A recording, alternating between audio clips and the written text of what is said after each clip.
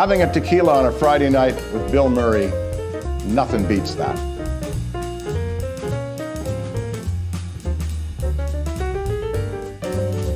Well, Hollywood parties are pretty staid affairs, but I remember Belushi and I threw a memorable one when we were shooting Blues Brothers. And we decided to invite all our friends that we knew at that time, Robin Williams and Terry Garr and Carrie Fisher and some of the people from the movie set, all the musicians that we were working with, Steve Cropper, Duck Dunn, our band, and so many other friends that we had in the industry.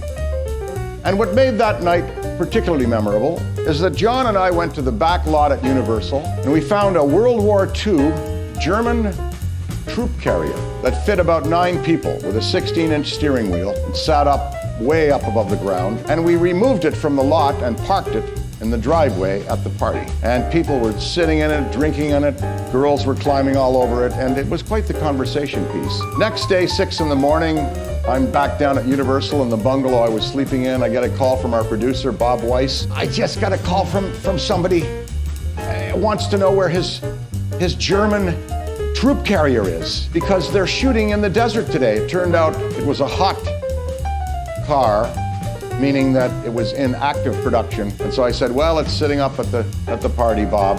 The guy can go and get it. So that was one of the more memorable Hollywood parties that we had. But I would say for those who can endure alcohol John Wayne would have it down, hands down. I remember we were at Jimmy Carter's inaugural. We were backstage, Chevy Chase and myself, and we were sitting in a dressing room, and John Wayne came in, and we had a couple of beers in our hands, and he came in and he pulled a bottle of tequila out of his pocket and said, "Here, you better spike that up. Beer ain't nothing without tequila in it." And he poured us a shot, or actually quite a healthy dose in the beer. And so we ended up toasting John Wayne with beer spiked tequila. And he was already well on his way that night, you know, florid-faced and a little slur in his voice. But that was a memorable star to drink with. And I think he would have put us all under the table had we kept going.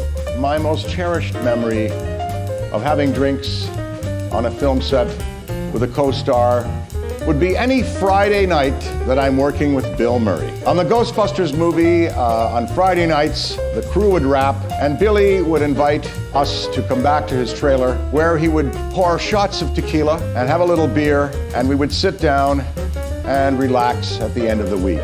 And invariably, you know, a lot of people want to leave a film set right away when they wrap. But those sessions went on for sometimes 2 or 3 hours into the evening, and what pleasurable sessions they were. So having a tequila on a Friday night with Bill Murray, nothing beats that.